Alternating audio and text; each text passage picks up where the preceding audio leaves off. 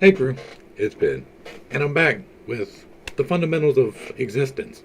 Today's episode brought to you by the number 8, also known as the infinity symbol. The Mobius symbol and the letter number 8 are the same thing. They are never ending, they are just continuously drawing a path of 8 throughout history and life. I believe that all of life is a harmonic. It is all part of the wavelength of the voice of God. We were spoke into existence and we are held together by octaves. What is an octave, you ask? Well, I'm glad you asked. I've got a graphic for that.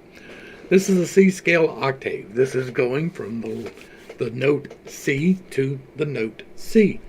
And there are 8 steps that you take. You go C, D, E, F, G, A, B, C. That is do, re, mi, fa, sol, la, ti, do. Do and do. C and C. The end of one and the beginning of the other is an exact doubling of the frequency. It is everything contained within that holds the variations between the frequency, but the doubling is the important part. There's a doubling that happens between D and D, and E and E.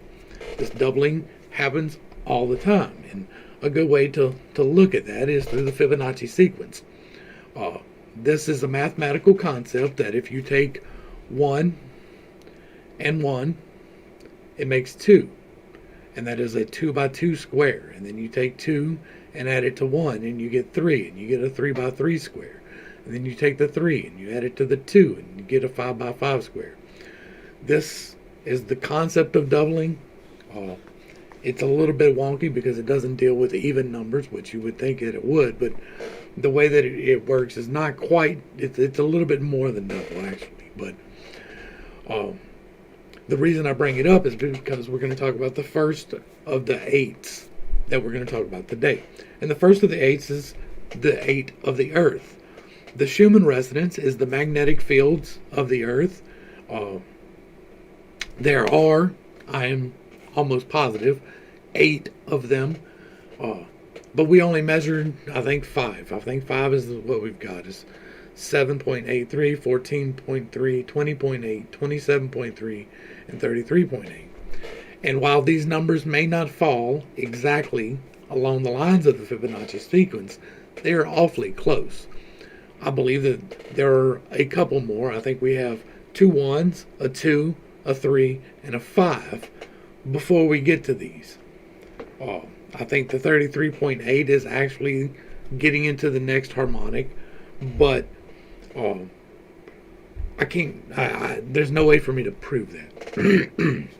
But the concept of the 8 can be visualized like this. This is the Earth, right? And the Earth is a sphere, and it is comprised of several different layers, and those layers are the inner core, the outer core, the lower mantle, the upper mantle, the asthenosphere, the lithosphere, and the crust. We're going to put these two crusts together because it is basically the same material. The only difference really is the location and pressures and stuff. And that gives us 7. That is almost a full octave, but if you count for the water, which is the beginning of the next octave, then we have 8. And the inner core, this density is going to reflect the water density. It is going to be a doubling of the energy.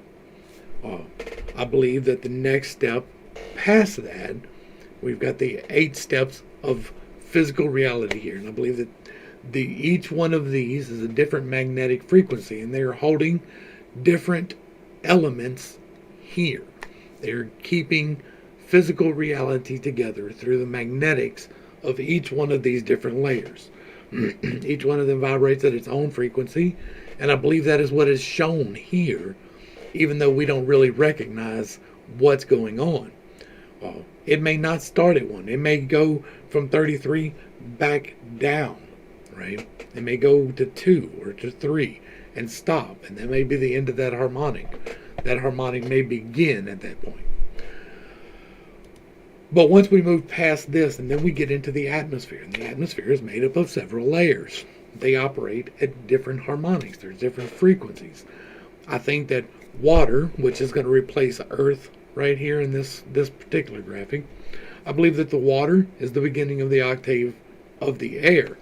And then we got the troposphere, the tropopause, the stratosphere, the ozone layer, the mesosphere, and the ionosphere. That gives us 7. Well, the next step is space. That is the doubling of the harmonic of water. And so we can't breathe water, but we can breathe everything in between these two frequencies. Between this D and this D, we can breathe all of this stuff. And those two cap our harmonic, and where our plane of existence is at. I do believe that we as people have 8 points of magnetics that hold us together. We have our base chakra, our sacral chakra, our solar plexus chakra, our heart, our throat, our third eye, our crown, and the Merkaba, which surrounds us. The Merkaba is like space. It is outside of us, but it is still part of us. It is holding us together. And we can touch it, we can get there, but we don't really have a full understanding of it. We don't have the full concept of it worked out quite yet. All right, now we're going to talk about, I'm going to come back over here. We're going to talk about the 8 stages of existence, because I do believe that there are 8 stages of existence, and they can be objectively looked at in this manner. The first stage of existence is elementary, right? It is base. It is the bottom. It is merely existing. That is the level of carbon or nitrogen. They are just elements. They are only just there in this one spot. They have no movement of their own. They can be moved, but they have no movement of their own. I believe that represents base survival in humans. Like it is a mirror. All of these 8 mirror each other. And the base survival of the core is to hold the planet together. The base survival of the elements is to be the stepping stone upon which all the rest of them are built. Which brings us into the second stage, right? And this is just so we can conceptualize 8. The second step is the taking, like, you've been the best carbon that you could possibly be. You've grown, like, you've existed. Well, then, in order to experience the next stage of existence, then you have to be incorporated into the second stage of existence. And the way that we can visualize that is through plants. Plants exist, but they also grow. They have length and width, but they don't really have depth in that they can't move. There's no spatial, they can grow up in the one direction, but that's about the limit of what they can do. They can, the canopy can grow out a bit, and the roots grow out a bit, and they make the tree of life, and we talked about that before. But they can't just decide, well, I don't like this corner, I'm going to move to that corner. They can't just, of their own free will and volition, move in 3D space. They really just grow. They exist. They incorporate the first, and then they grow. And if you look at a blade of grass, right, and the blade of grass grows, well, then it becomes incorporated by the next step of existence. The next step of existence is going to have length, width, and height. It's going to be a 3D existence. You're going to be able to move. This is where simple animal life exists. This is not planning for the future. This is not contingencies. This is merely existing. This is into our solar plexus chakra. It is sustenance. It is merely living. The cow can take the grass and it can infuse it and make it part of themselves. It can incorporate the carbon from the original element that grew into the grass and made the structure of the grass. Now will become proteins and become part of the cow and help grow the cow in its existence, where it can wander the field wherever it wants, but it's not really thinking, well, I need to save some hay for later, right? In order to do that, you need the next stage of existence. You need to have the concept of time, the fourth dimension. That is where we exist as humans. Our existence is wrapped around our heart. It is part of our heart chakra. It is the middle that holds together the baser and the divine. It is what defines us as humans. Oh, and we can plan for the future. We can see that something may happen later and we need to do this. But we also incorporate the first three. Like, we directly take in nutrients and things in forms of vitamins. But we also eat plants, right? We also eat cows. We incorporate the lower parts and help them to become part of the upper parts. Now, uh, humans are able to move about freely. They have free will. They can go where they want. They can plan what they want. They can do what they want. But they have no control of time. Time is outside the scope of what they can physically control. But I believe that the next stage of existence, that is not necessarily the case. I think once we reach the point of ascension, once we have learned the lessons that came here to learn, and that we do achieve the things that we achieve or sent here to achieve, that we find God, that we repent of all the bad things, the sins, and we turn to God and we strive for God, then we start learning our lessons and we become progressive as souls. Then the next plane of existence is the realm of angels and demons and aliens, or whatever you want to call them, where time is a little bit mutable. We see through prophecies and things of that nature, the revelations that come through the angels are outside the scope of time. And time is more of a mutable object for them. They can actually go forward and back and see things. Now, I don't know. I haven't sat down and had a conversation with an angel, so I can't literally, but this is my supposition of what this next plane of existence would be.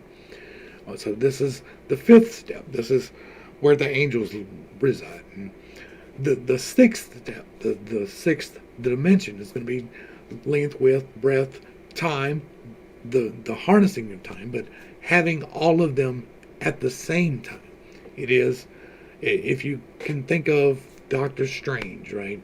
And he can see all of these different possibilities. He can go through time like the angels, and he can see them one at a time. Well, what if he was seeing all of them at the same time?